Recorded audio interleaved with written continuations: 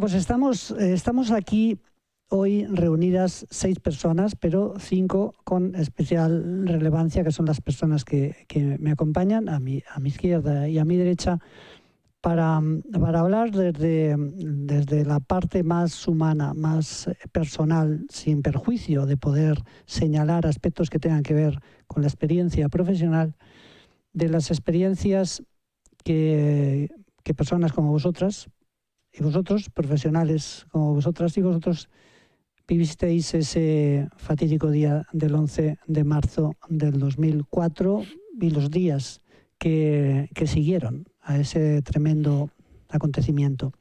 La idea es conversar amablemente, habrá algunas preguntas que yo pueda haceros sencillas, pero que deben daros también posibilidad de extenderos con aquellas cosas, historias que puedan ser de vuestro interés.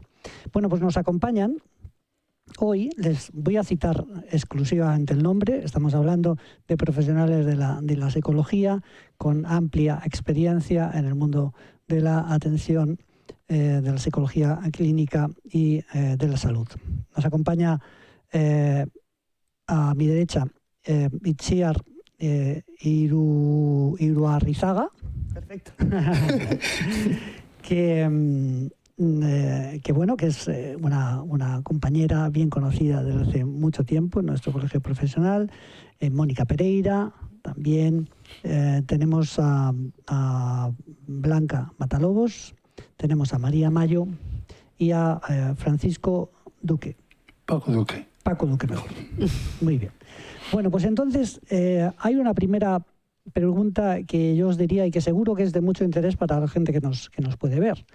Tiene que ver con dónde os encontrabais en el momento en que ocurrieron los atentados. ¿Dónde estabais? ¿Qué era de vuestra vida? Itziar. Yo estaba en casa, preparándome para ir a la universidad. Soy una amante del transistor y de los programas de radio por la mañana. Y oí la noticia en directo por la radio. Y bueno, pues a partir de ahí ya pues, empezó todo con muchísima intensidad. Después me puse en contacto con el que era decano de este colegio oficial, con Fernando Chacón, para ofrecer todos nuestros servicios. Y a partir de ahí ya empezó pues mal el día, muy mal. Mónica. Yo todas las mañanas despertaba a mi hija con la radio, con un programa que le encantaba, y esa mañana pues nos encontramos con que había habido unas explosiones en Atocha. Directa a la televisión, empecé a ver aquello. Yo me iba a ir con una compañera a hacer un trabajo de un curso que estaba haciendo y claro, los planes cambiaron completamente y al final lo que tocó fue... En ese momento yo era miembro del grupo de emergencias, como ahora, y ponerme a disposición del colegio, del coordinador del grupo, en este caso, Fernando Muñoz, y ya empezamos a movilizarnos. Ya prontito, a las 10 de la mañana yo ya estaba interviniendo. Es decir, que tardasteis muy poco, ¿verdad?, en activar ese dispositivo que nos coloca como persona que puede ayudar en este contexto. ¿Qué nos puedes decir? Es distinto porque yo en ese momento estaba iniciando mi carrera como psicóloga, realmente me estaba formando en un posgrado sobre intervención precisamente en estrés y las explosiones de Atocha se oyeron en mi casa. Entonces la primera referencia fue: ha pasado algo, pones la radio, intentas enterarte.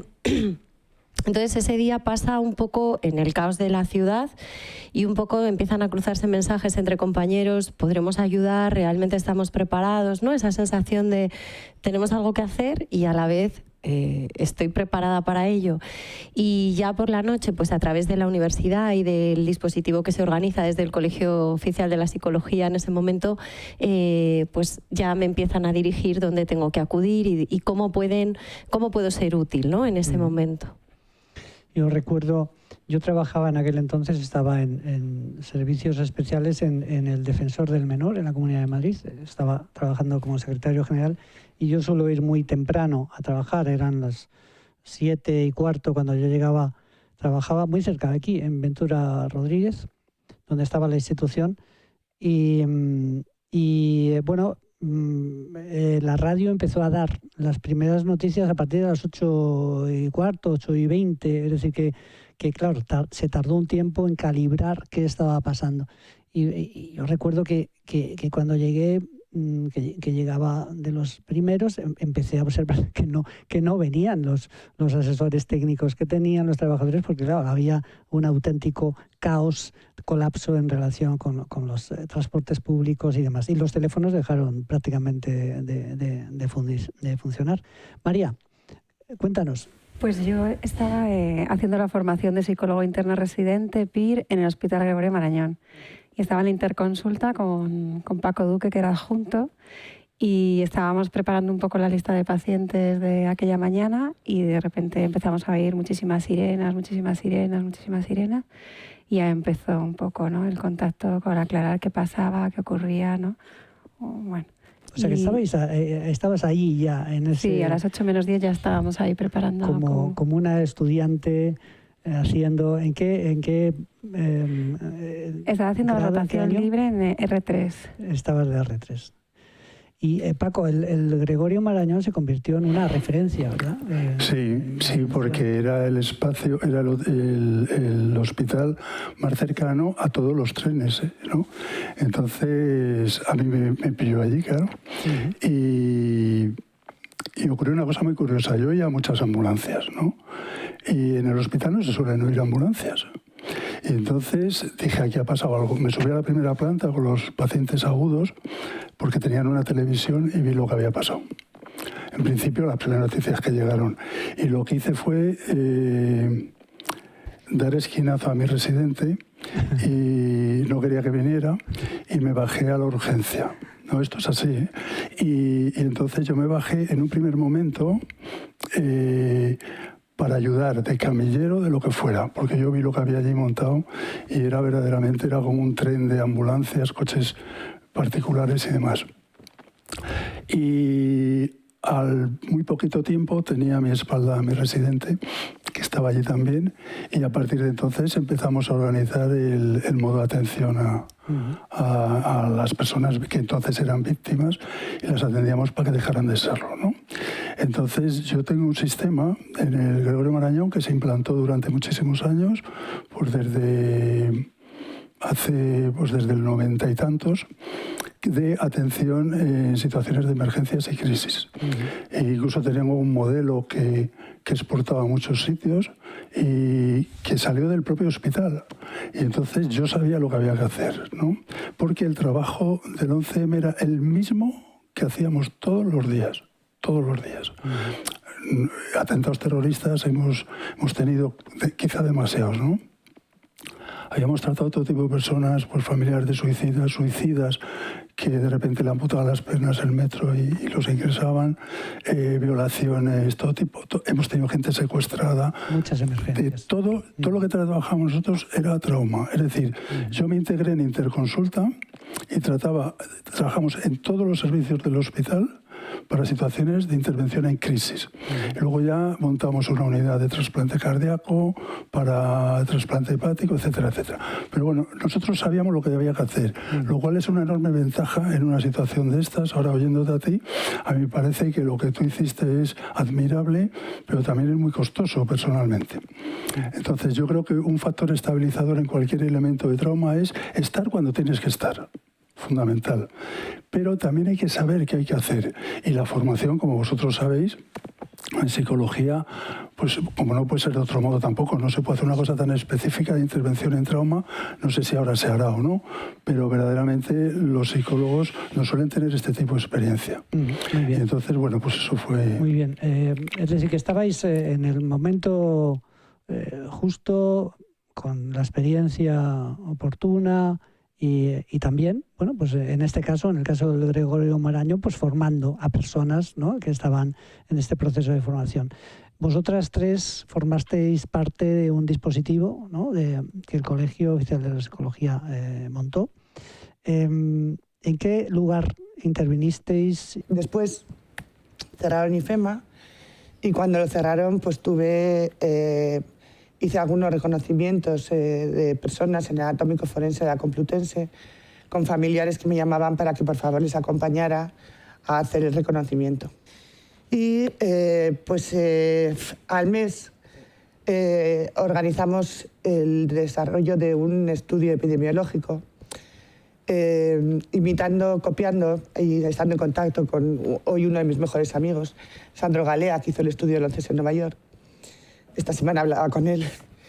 Y pues allí me tocó formar a 120 psicólogos, entre los que estaba Blanca, mis hiperbóreos, que pues Sandro Galea tenía un programa, el programa Cati, para recoger los datos, y nosotros teníamos cuestionarios de lápiz y papel con preguntas abiertas y cerradas y que te derivaban tipo árbol a otro sitio. Entonces, pues bueno, empezamos la recogida de información con una respuesta de la población madrileña, de la población general, impresionante. Conseguimos hacer el estudio siguiendo criterios diagnósticos y el nivel de seguimiento fue tan grande que conseguimos hacer el estudio longitudinal al mes, a los 6 meses y al año. Es un recuerdo que tengo extraordinario de la población de Madrid entera. ¿Lo hiciste con qué departamento? Lo hicimos en una muestra representativa de la población de Madrid, en una muestra general, que eran 1.260 personas, estratificadas por distritos, y tuvimos que tener una muestra mucho más grande que Nueva York, porque aunque Madrid es más pequeño, teníamos muchos más distritos. ¿Pero desde qué unidad? En la Facultad de Psicología. Telefónica nos cedió 30 líneas de teléfonos, y mis hiperbóreos, mis entrevistadores psicólogos, trabajaban de 9 a 2, de 2 a 6, de 6 a 9 de la noche, y sábados por la mañana incluidos, ¿verdad? De 10 a 2. Se trataba también, lógicamente, de aprender. De aprender y tener un mayor conocimiento de todas las variables, de todo. Vivido. Vamos a seguir explorando. Sí, perdona. No, sí. ya acabo. Hicimos un sobremuestro de las zonas afectadas y luego un estudio que no era representativo con personal de emergencias y con víctimas. Sí. Y bueno, pues en el interín se le ofrecía a todas las personas que contestaban la encuesta que si quería que un profesional le llamara después para consultarle cosas y resolver problemas psicológicos que pudiera tener, pues se le llamaba, ¿verdad? Y llamé personalmente a todas las personas que así lo requirieron. Muy bien, muy bien. Gracias, Itziar. Mónica, cuéntanos, ¿dónde...? No sé si recordáis, el dispositivo del colegio duró 10 días, la intervención que hicimos, ¿no? Y yo estaba un poco a disposición de donde el colegio decidiera que participara, entonces hice un poco intervención en diferentes lugares. Empecé en IFEMA, que a las 10 de la mañana ya nos había llevado Protección Civil a una compañera y a mí, y el segundo día estuve en atención telefónica, en la calle Antracita con el 112. Después hice también atenciones a domicilio, porque había gente que estaba muy afectada y por teléfono no era suficiente. También estuvimos participando con los medios de comunicación. Sí. Vamos, que estuve un poco probando todos los palos, ¿no? También luego en tanatorios con alguna familia. Y bueno, la verdad es que yo creo que tuve una idea bastante general de lo que estaba ocurriendo. Yo recibí la llamada para participar activamente al día siguiente en los tanatorios, ¿no? Parece que, pues como pasan estas cosas, ¿no? Hay un primer momento donde todo el mundo sale a la calle, ¿no? Necesita hacer algo, necesita sentirse útil y partícipe. Pero poco a poco, pues porque uno va aterrizando y se da cuenta de que no debe estar allí, o porque, bueno, pues porque la vida también tiene que continuar adelante y entonces ya no hay tantos voluntarios y ya no hay tantas manos disponibles, ¿no? Entonces yo agradecí enormemente esa invitación. Yo acudí al tanatorio de la M30 y un poco con esa sensación. O sea, yo lo describía como esto es la vida real, ¿no? O sea, sí tengo formación en estrés, creo que tengo una buena formación, creo que me hago cargo de la situación, pero a la vez esa sensación de no tengo mucho un protocolo al que agarrarme, ¿no? Y bueno, pues llegabas ahí, eso, ¿no? Como muy temeroso, con muchas ganas, pero con mucho sentido de la responsabilidad y del cuidado. Yo estuve en el tanatorio acompañando a distintas familias. Después algunas de ellas nos pedían a los voluntarios que seguíamos que les acompañásemos a los distintos cementerios y ahí, ¿no? Escuchaba también a Paco, creo que hay que saber cuándo ya no debes estar, cuándo ya te tienes que retirar, ¿no? Y para mí esa fue una enseñanza. Y las familias de repente te convertías en uno más de la familia. Yo tenía claro que no era uno más de la familia y gracias a eso podía intervenir y había que retirarse y despedirse dejándoles también pues ese espacio, ¿no?, para la intimidad y para la autonomía, ¿no?, que creo que era muy importante. Días después se me invitó a participar en un servicio de apoyo telefónico que creo que en ese momento coordinaba el SUMA. Sí. Entonces hice algún turno de noche en ese teléfono, ¿no? Y para mi sorpresa, porque sí que tenía un poco la sensación de no sé si la gente realmente pide ayuda, y sí que la pedía, y para mí fue uno de los momentos más impactantes, ¿no? Yo recuerdo una llamada a eso de cerca de las 8 de la mañana, una persona que tenía que coger el cercanías para ir a su trabajo, en pánico total, sí. O sea, no era capaz de subir, pero tenía que subir. Recuerdo que tenía que pasar por Atocha, los trenes no paraban en Atocha, pero sí pasaban por allí, entonces pude acompañar a esta persona a lo largo de todo ese recorrido con distintas paradas para poder regular la intensidad de la emoción, bajarse, ¿no?, sentir que era capaz y otra vez al tren.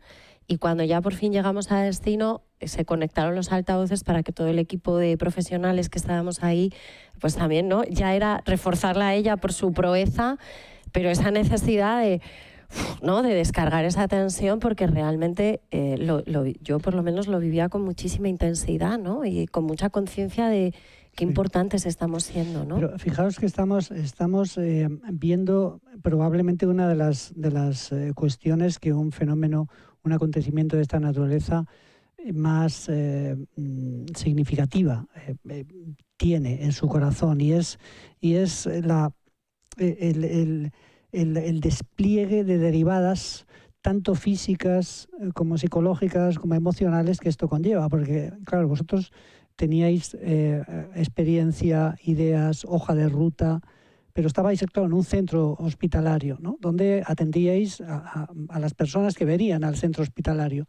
Pero claro, había cantidad de personas que estaban sufriendo secuelas, que estaban en otros hospitales, que estaban en tanatorios, que estaban...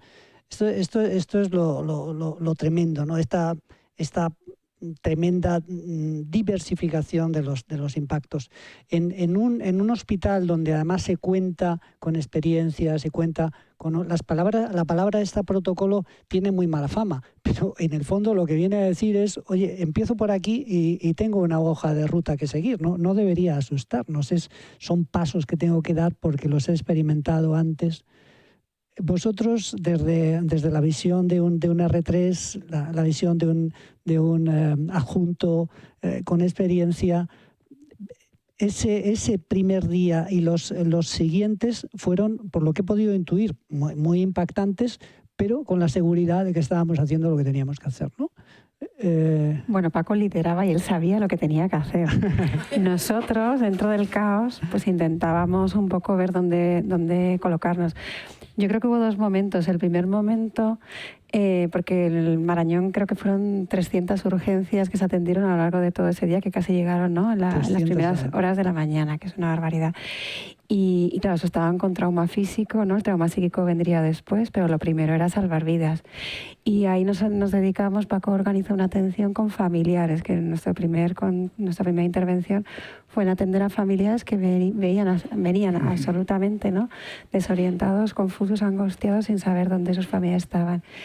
Y se organizó ahí esa primera intervención de atención a los familiares y de poder identificar a las víctimas que habían llegado al hospital, que todavía no se habían identificado. Y eso cotejarlo con otros datos de otros hospitales para poder ayudar a los familiares a identificar, bueno, a poder localizar a sus supervivientes. Y ese fue el primer día, que por la noche, bueno, yo sí que acudí a IFEMA porque, bueno, pues seguíamos ahí con esa necesidad, ¿no? Yo creo que todos muy disociados, en piloto automático, sin saber a dónde íbamos, completamente desconectados.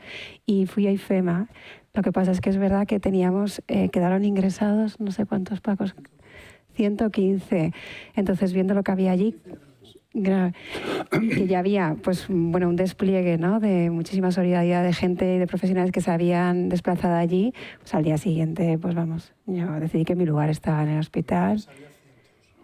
Y en el aula magna. Ese día llegaron, ¿no?, y empezaron a llegar y Paco fue el que organizó, ¿no? Atender a todos en el aula magna, ver cómo se les iba, ¿no? A qué información se les iba a dar, cómo se les atendía a las necesidades, cómo se identificaban, ¿no? A las personas que venían en estado reducido de conciencia, con situaciones muy graves en el hospital, cómo ayudábamos, ¿no? Que ahí yo me acuerdo que los tatuajes, que ahora son, es decir, pues muy corrientes, pero los tatuajes, los piercing, en aquel momento jugaban un lugar muy importante porque íbamos con listados, con señas de identidad, viendo, ¿no? A identificar para poder dar, bueno, pues dentro de esa barbarie alguna buena noticia, ¿no? De que su ser querido estaba allí. Ese fue el primer día. Y Paco, luego cuéntanos, Paco.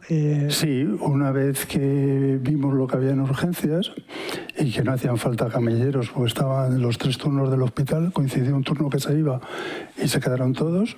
Incluso yo tengo compañeros que se levantaron de la mesa de operaciones, que les iban a operar una hernia, se pusieron el pijama y se pusieron a operar. Entonces, el hospital funcionó, pues como siempre, ¿no? Es un hospital que está muy currado y que sabe hacer las cosas muy bien.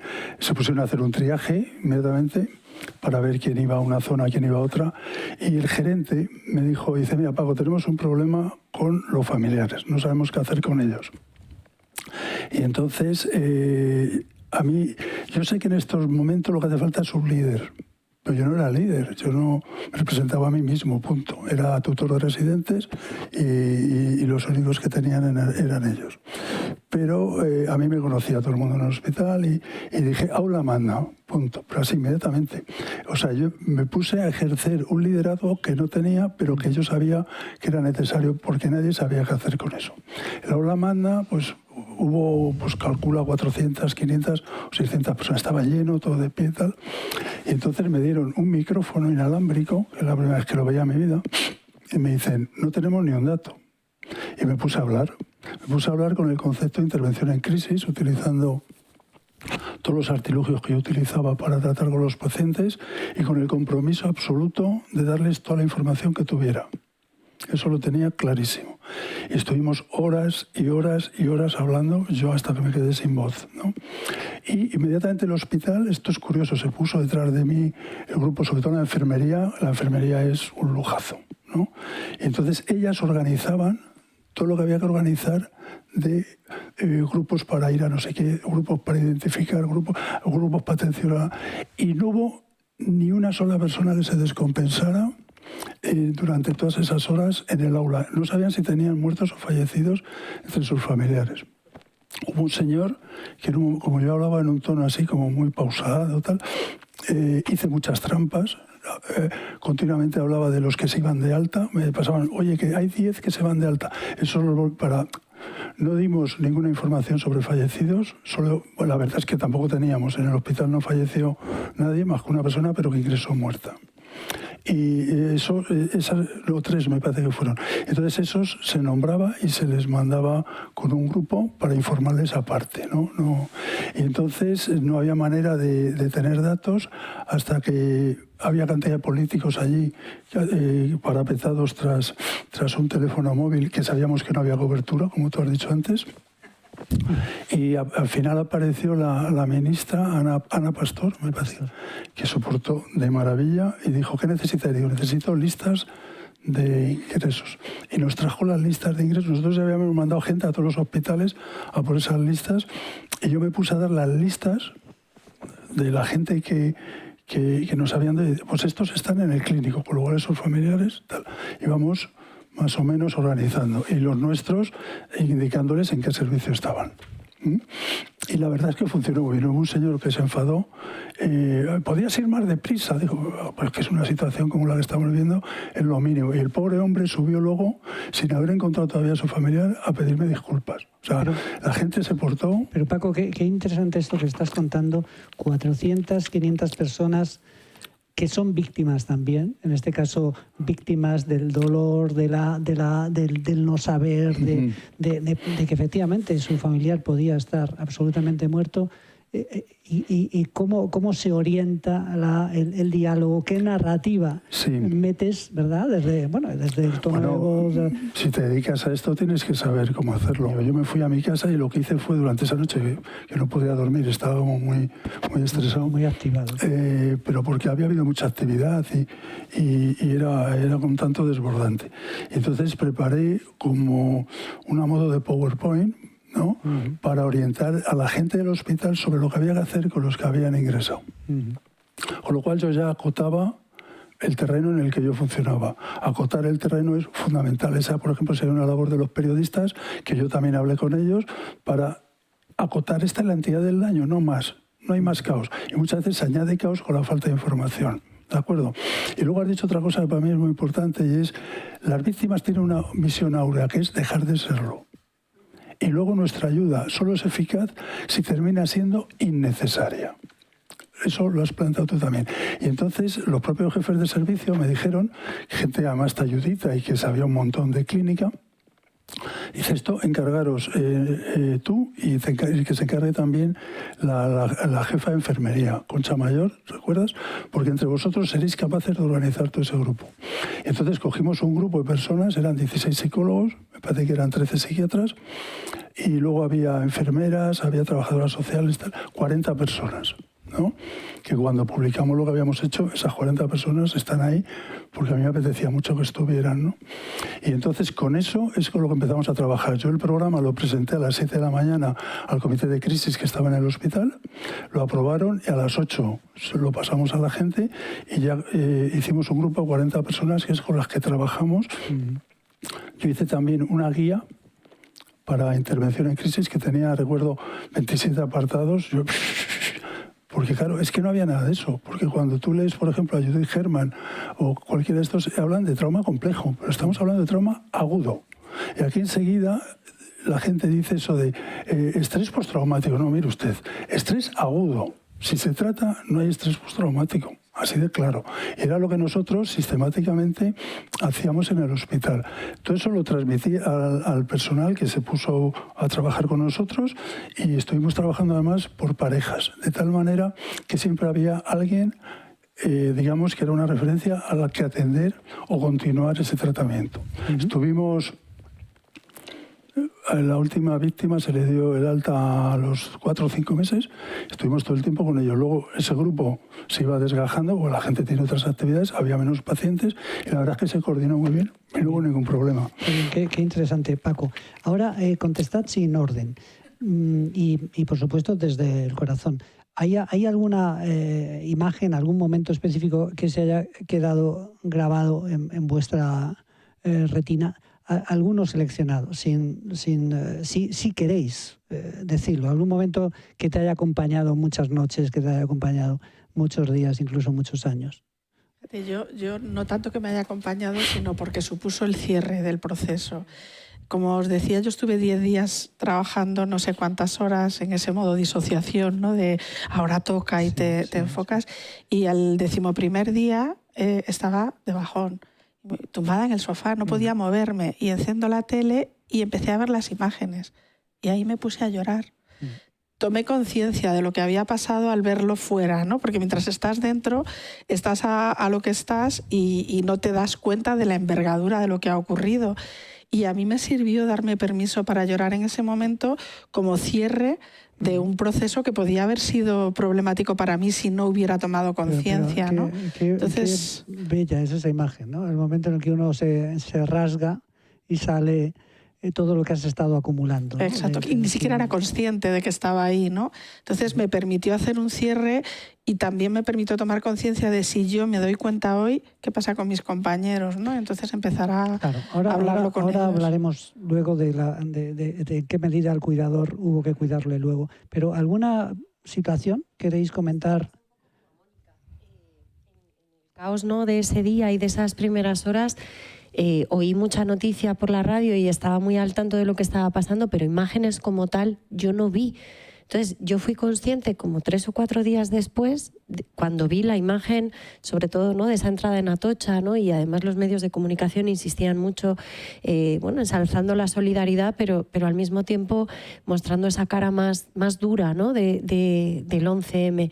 Y ahí fui un poco consciente de, Dios mío, lo que nos ha pasado, y también un poco esa lectura de me he protegido muy bien, porque probablemente el bombardeo, ¿no?, el revivir la experiencia no me hubiera ayudado a mantener un poco el pie en el suelo anclado, ¿no?, para poder sostener. Y cómo a veces pues las víctimas, de forma más o menos inconsciente o involuntaria, pues también se ven expuestos a esta resensibilización, ¿no?, en un momento agudo. Itziar, ¿alguna cosa que quieras señalar? Yo siempre he vivido cerca de eventos terroristas. Me crié en Bilbao, sé reconocer cómo vibra el suelo si pasa el metro, si es una bomba. Y las bombas del Paseo de Extremadura, mi cuñado estaba en casa y le toqué la puerta que estaba en el baño y dije, Rafa, ha habido una bomba, sal corriendo. Fuimos corriendo a un balcón y me dijo la segunda, y efectivamente. Entonces me he criado un poco con ese estado de alerta. He ido con amigos por Bilbao, madrileños, y he cruzado de acera y he vuelto a cruzar. ¿Y por qué cruzas? Demonio, pues porque pasábamos por un concesionario Renault, lo de Apello, para evitar la onda expansiva. Y son como habilidades que tengo de forma inconsciente. Sé perfectamente el ruido de un petardo, de un cohete, si están atravesando un coche o se ha quedado sin batería y lo están moviendo para quitarlo de la vía. Son habilidades que me he llegado a caer de la cama, de la onda expansiva de una bomba. Conozco víctimas, también verdugos. Pero nunca jamás en mi vida había visto un espectáculo tan dantesco de una magnitud semejante como el del 11M. Y quizás la imagen que más me impactó, que os va a parecer sorprendente, fue en el reconocimiento de una chiquilla, que tardaron días en reconocerla, y procuré que no pasara el padre para que no se quedara con esas imágenes, que pasaban otros 2 familiares. Lo conseguí, y lo que habían conseguido reconstruir a esta chiquilla era este trozo así, porque aquí tenía un lunar. Yeah. Y esa imagen a mí se me quedó grabada. Cuánto dolor, cuánto sufrimiento, cuántas personas sufriendo con esas imágenes de por vida, ¿no? Porque el pensamiento son ideas, son imágenes y son impulsos. Y las ideas se reestructuran, pero las imágenes y los impulsos no los quieres, pero no los puedes evitar. Entonces, que vieran esos familiares, se me revolvía el alma, de verdad. Y quizás eso es lo que a mí más me impactó. Aparte de la magnitud del evento,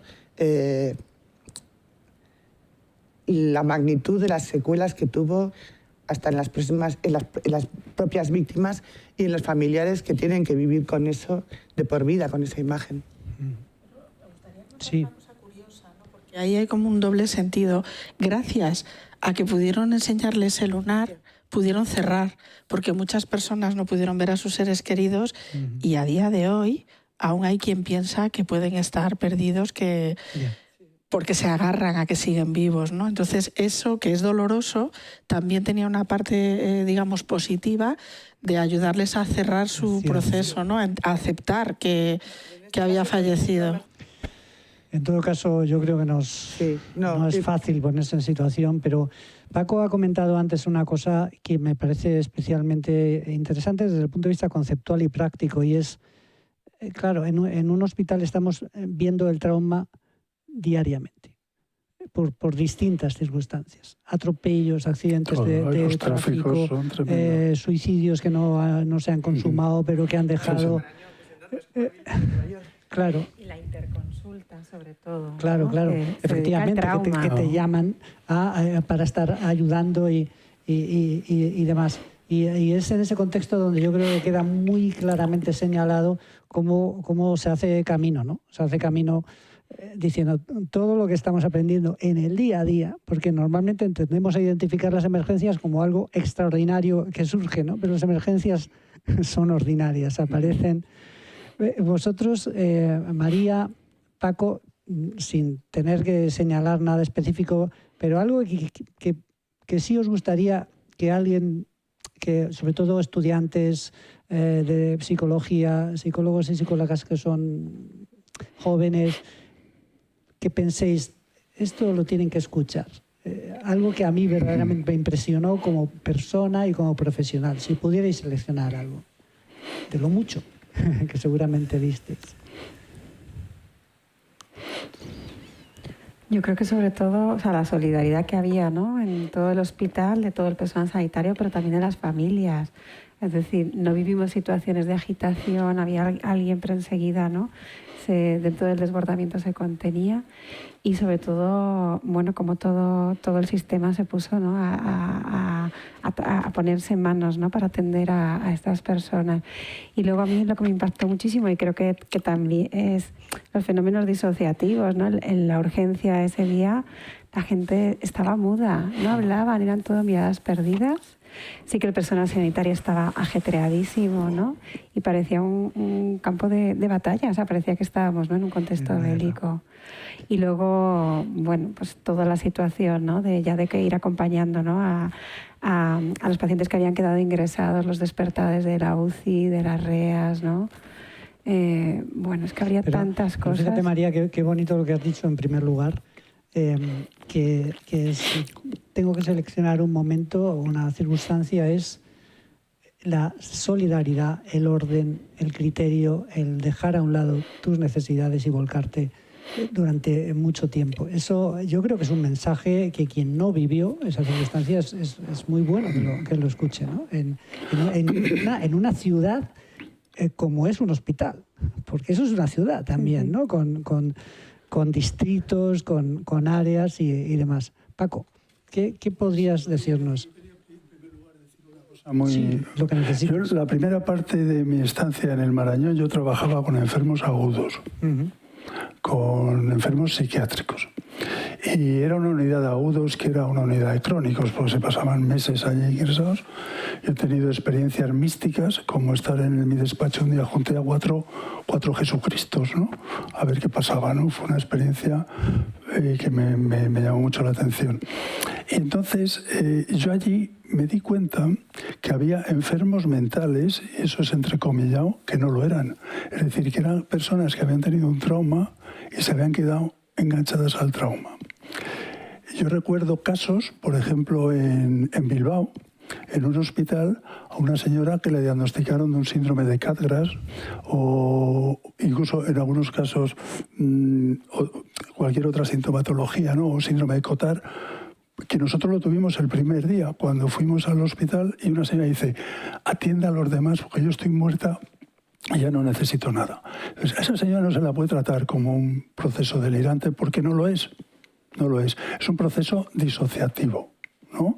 Ya sabemos todos cómo funciona la amígdala, cómo el hipocampo no codifica, etcétera, etcétera, y entonces no se establece una memoria narrativa de lo que ha sucedido. Entonces el sujeto se rompe por todos los lados, ¿no? Y de hecho una cosa muy curiosa es que prácticamente ninguno veía muertos. Veían maniquís, veían autómatas, pero nunca muertos. No estamos preparados para eso. Yo casi os voy a dar este momento en el que podéis hacer una última consideración breve con la que os sintáis cómodos ante las personas que nos pueden estar viendo. Una última cuestión, una última frase, una última observación, consideración, pensamiento, sentimiento, etcétera. Paco, empezamos por ti. Bueno, yo lo que quería señalar un poco, aglutinando cosas que habéis dicho aquí, es a estos eventos traumáticos no se puede ir sin información. Es importantísimo, porque es como llevar la caja de herramientas que tú puedes utilizar o no, pero si no la tienes, no la utilizas, ¿no?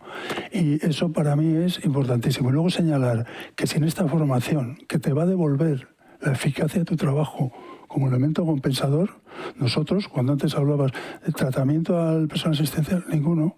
Tuvimos 2 reuniones donde una chica se descompensó diciendo que cuando estaba en urgencia iba al cuarto baño, se ponía a llorar y volvía. A mí me tenía un mérito fabuloso porque te descompensabas, pero volvías. Y eso es todo lo que... No hemos tenido ningún problema de ese tipo. Pero la gente que acude desde el voluntarismo, que es muy de agradecer, a estos eventos puede acabar siendo víctima. En los estudios que hay de las Torres Gemelas, no sé si era unos dicen 1/4 y otros dicen 1/3 de los que intervinieron. Tremendo, tremendo. María. Yo quería agradecer este acto del Colegio de Psicólogos, porque creo que hay una memoria social que es muy importante, ¿no? Para que los afectados, ¿no? Tanto pues los pacientes que atendimos como los familiares, ¿no? Que perdieron a tantos allegados, es muy importante que haya un reconocimiento social, ¿no? Y que no olvidemos, aunque es decir que están ahí, siguen con sus vidas, están sobreviviendo, pero la sociedad tiene también, yo creo, un compromiso de no olvidarles, porque eso ayuda también, ¿no? A aprender a vivir con ello. Qué bien. Marta. Pues yo voy un poco en la misma línea, ¿no? La necesidad de no olvidar, ¿no? Que bueno, pues el sufrimiento, ¿no? Que han sostenido muchas personas y que para mí algo que sí significó el 11M desde el punto de vista profesional fue un cambio en el reconocimiento, ¿no? Público de nuestra labor como psicólogos, ¿no? Creo que a partir de ahí sí que hubo una forma de mirar nuestra profesión un poco diferente, ¿no? Y que también eso puso en marcha programas de formación más específicos, que en ese momento no había tantas opciones, ¿no? Entonces creo que sí que fue un antes y un después muy trágico para muchas personas, pero que de alguna manera también nos ha dado pie a poder seguir interviniendo en situaciones de emergencia, ¿no? Para las que ahora sí que tengo algo más de formación, con eficacia, ¿no? Y que muchas personas no terminen desarrollando trastornos de estrés postraumático. Moni. Yo quisiera mandar como dos mensajes, ¿no? Uno a los compañeros, a profesionales de la psicología, que creo que casi todos tenemos claro el tema de la formación, por lo menos todos los que participamos en este evento, pero no solamente la formación, sino que seamos conscientes de que esto es un trabajo de equipo. Normalmente la gente que trabaja en psicología, salvo por ejemplo en el hospital o en algunos servicios concretos, trabajamos solos y nos cuesta más coordinarnos. Entonces, chicos, si vuelve a pasar algo y tú tienes la formación y la voluntad de intervenir, ponte a disposición de un servicio, no vayas por tu cuenta, no vivas la intervención como heroísmo, porque esto al final es un servicio, público. Y para la población, para la gente el día a día, para cualquier ciudadano, transmitir tranquilidad de, bueno, no podemos evitar que ciertas cosas ocurran, pero creo que estamos preparados para ayudarles y que también la sociedad, en este caso los españoles somos una de las sociedades más solidarias del mundo, ¿no? Y lo hemos demostrado en muchas cosas, como por ejemplo las donaciones de órganos, ¿no? Y en las intervenciones que hacemos. No sé si recordáis las filas que había para donar sangre en esos días. O sea, cada uno hacía lo que podía. Yo recuerdo la primera noche en IFEMA, la gente del Ejército de la Salvación nos estaban dando chocolate caliente a los que estábamos allí. Quiero decir, cada uno intentamos participar a nuestra manera y de nuestra forma. Tranquilidad, que vamos a ayudaros en el caso de que algo así ocurra, y profesionalidad para los que hagamos la intervención. Sería un poco el resumen. Muy bien. ¿Y Etxear? Yo quiero empezar por la generosidad de la población madrileña, que fue impresionante. Pero todo el mundo, nosotros en el estudio, por ejemplo, decidimos hacerlo longitudinal de una fase a otra en un 70 y tantos y pico %.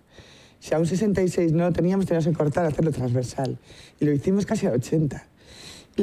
Las personas fueron generosísimas, pero además todo el mundo colaboraba en lo que podía. Y además después volvía a rememorar aquello, ¿no? Y en donación de sangre, en llevar... La gente llevaba hasta bocadillos a IFEMA y el Ejército de Tierra con los chocolates, ¿verdad? Y yo creo que la población de Madrid aprendió mucho en el tamizar sus emociones y